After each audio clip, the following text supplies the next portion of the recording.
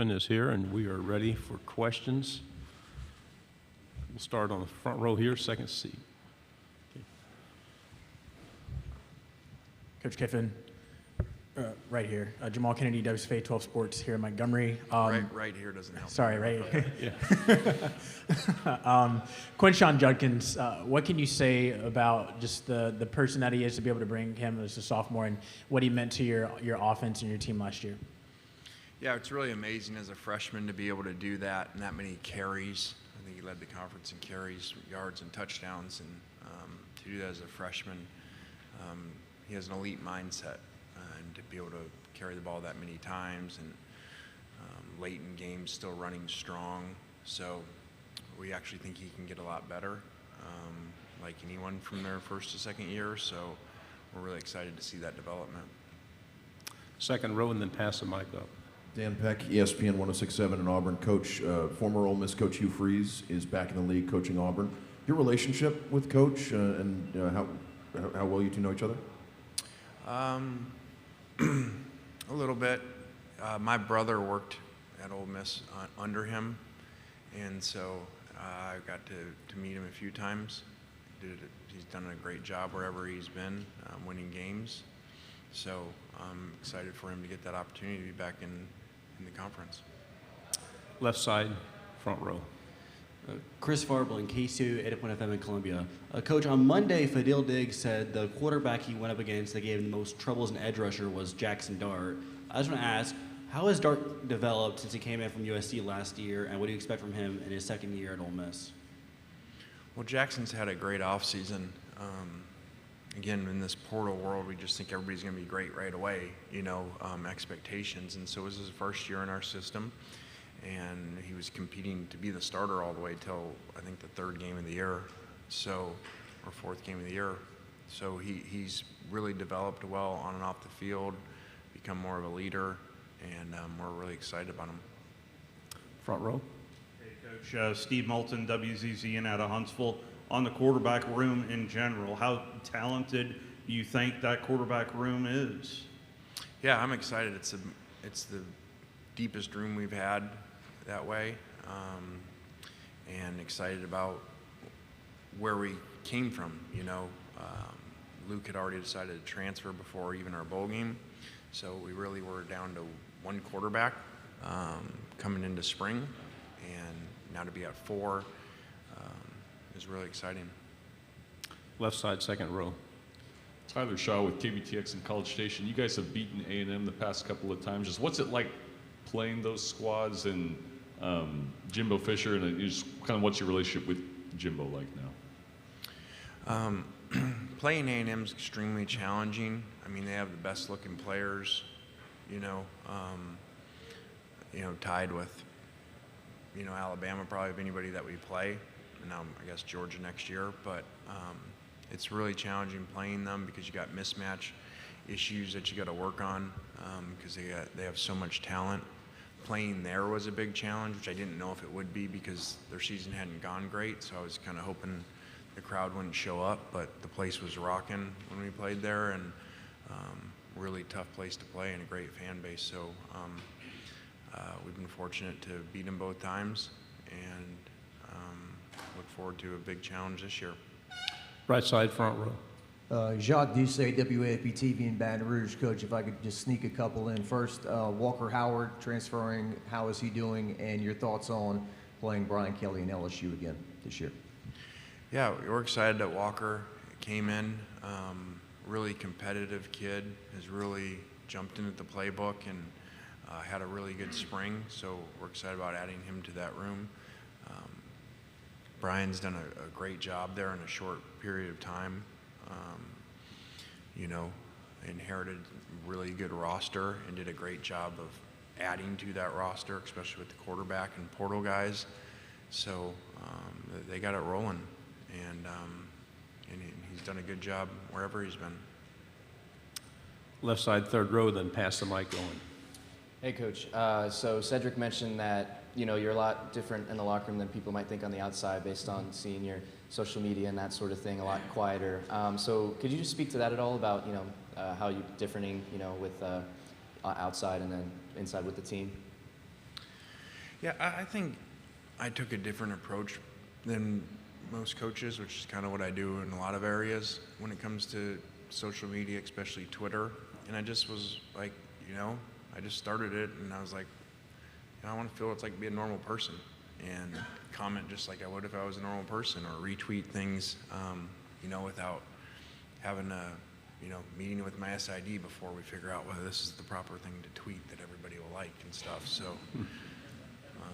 if I did that, I wouldn't be tweeting very much, but I just kind of, and then it just started. It wasn't a master plan, kind of like Juice's Twitter, like it just kind of fell together, and then I just kind of ran with it and embraced it.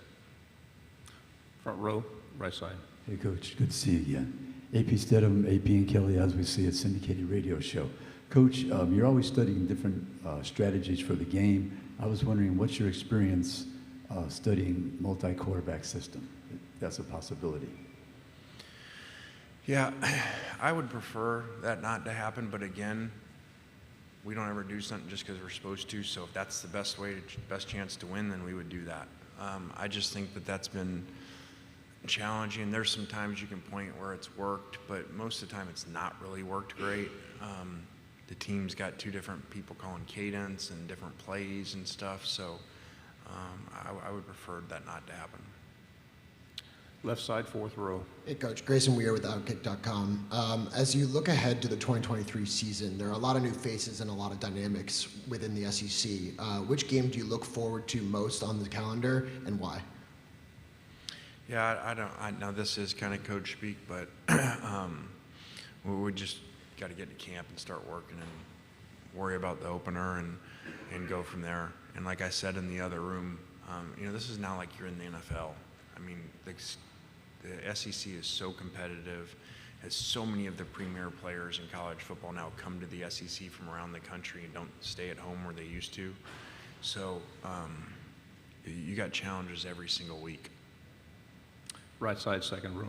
Hey, like with you guys bringing in a couple more transfer quarterbacks this year, in your past experience, what are some of the factors in kind of making for a successful marriage when you bring in a new quarterback? And like you said, Jackson, it took him a few games to kind of get his feet wet. What are the most important factors to making sure that process is a successful one? Well, I think with Jackson in the first couple games, get his feet wet, that was, again, we just do whatever it takes to win. And we were running the ball great. Early on, was looking at the schedule that we were going to be able to play really good defense, I thought, versus our opponents that we were playing. And so we kind of took the ball out of his hands to make sure we were winning the games. I think we ran 63 times or something, against Georgia Tech. So he's really done a good job.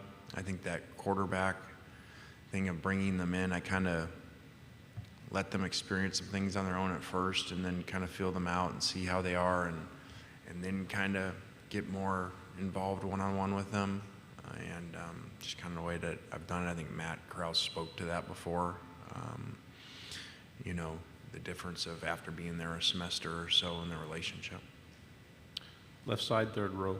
Sammy Roebuck, WTVA. How have you seen Pete Golding mentor players already on the defense?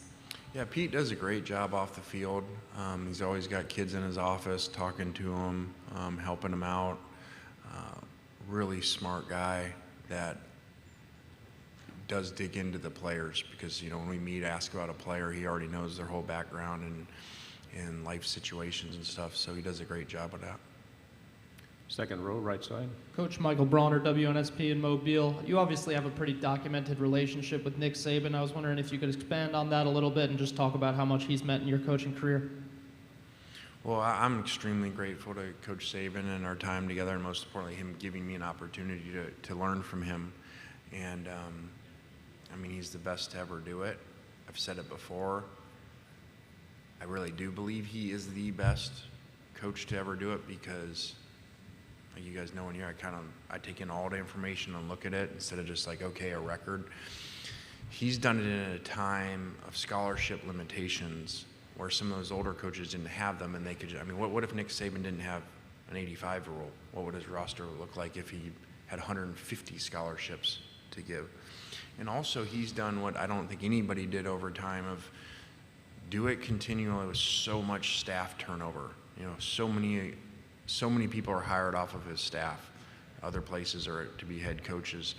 And, you know, it's kind of like, man, all these first-round picks, and he loses these coordinators. Like, you know, that's why we have Feinbaum, so he can motivate him every other year and say, oh, his dynasty's over, and you know, this is the end of Saban. And then we're like, hey, thanks a lot for pissing him off. And Paul's always wrong on this subject, so, and he just did it again the other day. You know, if he doesn't make the playoffs, you know, he's not any good as a coach. So thanks, Paul. Left side, third row. Hey, Coach. Jason Williams, WTVA 9 News in Tupelo. I was just wondering, with this being your second time being a head coach in the SEC, how would you say how much you've grown in your 4 years at Oxford and between the time you were last head coach at Tennessee and now being your 4th year in Ole Miss? Yeah, I was talking to somebody actually the other day from that year at Tennessee, and we were just telling stories and stuff, and it really seems like a lifetime ago, like a whole different life. So a lot of things have happened since then. You know, and this, I've said before, you know, this Ole Miss and this moving to Oxford has really been amazing for me personally. My daughter moving with me to go to Oxford High School, and now to go to Ole Miss is really special and something that was missing, and so it's been an awesome time there, and I'm, like I said in the last room, I'm extremely grateful, not just the leadership at Ole Miss, but the people of Oxford and how they've accepted her. Last two questions, right side, third row. Rob Brown, Sideline Sports in Memphis. You're the son of a coach, and I remember your dad when he coached, and he's a big influence on you. When I was in school at Auburn, at the end of the year, all my friends used to go in with Coach Dye, and they'd kind of show you where you fit in on the depth chart. Sometimes you didn't fit in, they'd say move on. Do you still get to have those conversations with people? Because I worked with a kid for 12 years in Memphis. His dad coached at Alabama, and he was basically a human concussion dummy, he told me. And he got the hell beat out of him, but he made it 5 years through that system. Graduated, got that letter on the wall. And he can go in anybody's office in the state of Alabama, and they say, you went through all that and just got to hug your parents on senior day. You loved it that much. Do you have those conversations with people and remind them what it means to stick it out and not quit, come back to Oxford one day, and what that can do for them? Wow, that was a long one. Too much coffee. That's not coffee, that's Red Bull. I do think that's really missed nowadays, and that's the generation, but that's Portal. And unfortunately, outside of probably walk-ons, we don't have that much anymore. They just don't think like that, and it's too much outside information coming in, and it's too much grass is greener. And I don't like what's going on, so I'm going to take my ball and run.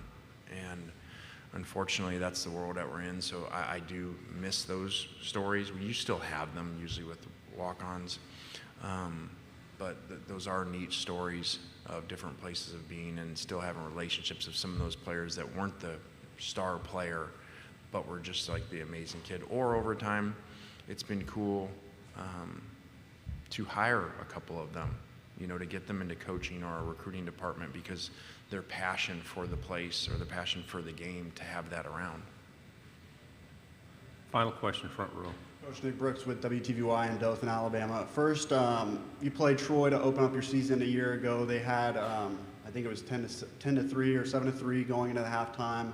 Really competitive game towards the end of the fourth quarter. Just kind of your evaluation on that game. And then the second question I have, I actually get mistaken for you a lot. I go to high school football games a lot, and they'll actually call me Lane Kiffin. I just want to know what your thought is, if you think I actually look like you, or they're just seeing things. Yeah, that was the longest question. That's the strangest question. Now I don't even remember the first question because this last. Do you get called Daniel Tosh too? Okay. I get that actually too. Like I'll be walking through somewhere and somebody will be like, are you Lane Kiffin? And I'll be like, no, I hate that dude. He sucks. It's really cool because the conversation's like over and you can keep moving. So, and it's run down to my daughter. She does it now. Like, you know, she's like, I don't like all the attention, you know, because the last name. So people be like, oh, are you Landry Kiffin? And she's like, nope. I heard bad things about her, you know. And then like, so she's kind of learned that same trick too.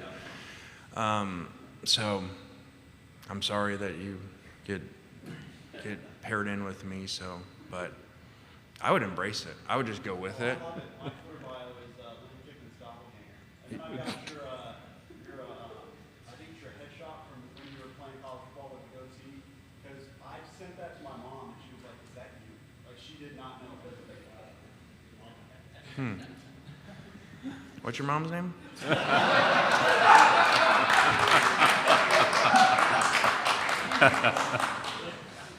I gotta ask my dad some questions now. I would just embrace it and be like, you probably get like free drinks at places and stuff, like just depending on what state in the SEC you go to. But so, next question. Okay, I think we're done. Thanks, Coach.